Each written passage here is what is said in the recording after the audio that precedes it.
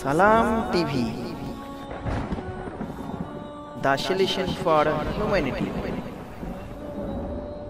আসসালামু আলাইকুম ওয়া রাহমাতুল্লাহি ওয়া বারাকাতুহু।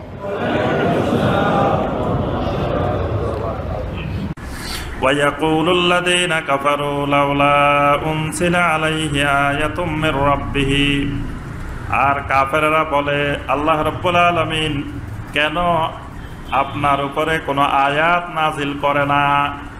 নবী সাল্লাল্লাহু আলাইহি ওয়াসাল্লামকে বলে যে আপনার উপরে কোনো আয়াত আসে না কেন, মানে কোনো নিদর্শন আসে না কেন? আপনি যদি আল্লাহর রাসূল হন তো আপনার মধ্যে কোনো অলৌকিক ঘটনা দেখি না কেন?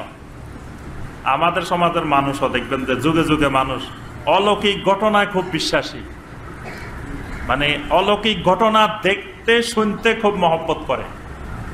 আরবের কাফেরেরও তাদের ধারণা ছিল যিনি নবী হবেন উনি তো জমিনে দিয়ে হাঁটবেন না। উনি নবী, উনি আবার জমিনে হাঁটবে কেন, মাটির উপর দিয়ে হাঁটবে কেন? উনি বাতাসে উঠবে, ফেরেশতারা ওনাকে নিয়ে এখান দিয়ে উড়াই নিয়ে যাবে, সবাই দেখবে ওই যে নবী সাহেব যাচ্ছেন, সবাই এখান থেকে সালাম দিবে যে নবী যাচ্ছেন। নবী রাসূল যখন যাবেন তাদের আগে একদল ফেরেশতা থাকবেন, পিছনে একদল ফেরেশতা থাকবেন, রাস্তা ক্লিয়ার করবেন যে নবী আসতেছেন, রাসূল আসতেছেন। এখন এই জন্য কাফের মুশরিকেরা বারবার বলতো যে লাউলা উনজিলা আলাইহি আয়াতুম মির রাব্বি, তুমি যে আল্লাহর রাসূল, আল্লাহর নবী, কোনো নিদর্শনে তো দেখি না, কিছুই দেখি না। এখনো দেখবেন দুনিয়াতে মানুষ যে আল্লাহর ওলি হওয়ার জন্য মানুষ অলৌকিক ঘটনা খোঁজে, যে এই লোকের কোনো অলৌকিক কারামতি প্রকাশ পায় কিনা। মানে কারামত নাম দিছে, অলৌকিক ঘটনার নাম দিছে কারামত। ওয়াজ মাহফিলে দেখবেন শুধু হুজুরের কারামত আর কারামত, মরা হুজুরের কারামত বেশি, জিন্দা হুজুরের কারামত কম।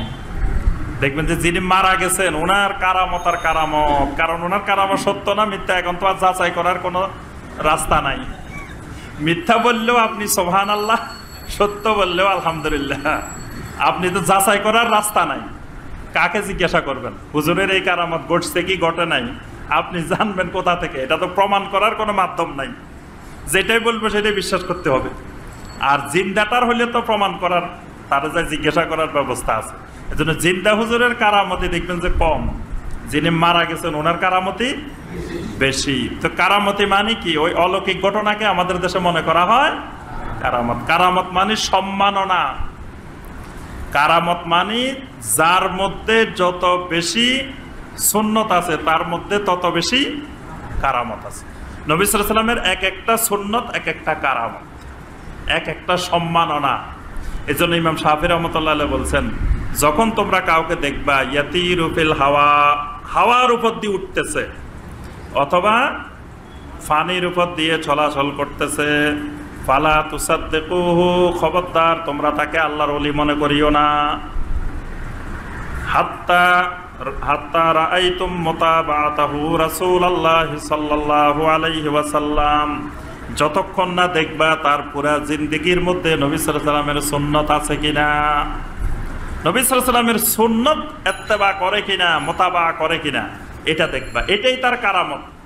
আকাশে উড়া, পানির উপর দিয়ে হাঁটা, এগুলা কারামত নয়, কিন্তু আমরা এইসব জিনিসকে কারামত মনে করি। তো কাফেররা বলতেছে যে আপনার উপরে কোনো আয়াত আসে না কেন? কুল ইন্নাল্লাহা ইউদিল্লু মান ইয়াশা, রাসূল আপনি বলে দিন আল্লাহ পাক যাকে ইচ্ছা করেন তাকে গোমরাহ করেন, ওয়া ইয়াহদি ইলাইহি মান আনাব, আর যারা আল্লাহর দিকে এগিয়ে আসে, যারা আল্লাহর দিকে মনোনিবেশ করে, আল্লাহ রাব্বুল আলামিন তাদেরকে হেদায়েত দান করেন। সুবহানাল্লাহ। এখানে প্রথমে একটা কথা বলা হয়েছে, ইন্নাল্লাহা ইউদিল্লু মান ইয়াশা, আল্লাহ যাকে ইচ্ছা তাকে গোমরাহ করেন। এই জন্য নবী সাল্লাল্লাহু আলাইহি ওয়াসাল্লাম যে কোনো খুতবা দেওয়ার শুরুতে কি বলতেন? মান ইয়াহদিহিল্লাহু ফালা মুদিল্লা লাহু ওয়া মান ইউদ্লিল ফালা হাদিয়া লাহু।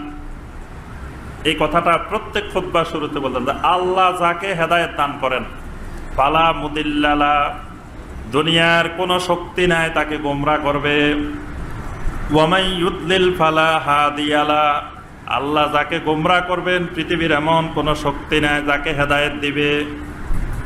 এই জন্য নবী সাল্লাল্লাহু আলাইহি ওয়াসাল্লাম প্রত্যেক খুতবার শুরুতে, বক্তৃতার শুরুতে এই কথাটা বলতেন, এই জন্যই যে আমি রাসূল হাজার ওয়াজ করিও কাউকে হেদায়েত দিতে পারবো না যদি আল্লাহ হেদায়েত না দেন। আল্লাহ যদি গোমরা করে দেন, আমি রাসূল তাকে সমস্ত আয়াত যদি খাওয়াইও দিই তাও কাজ হবে না।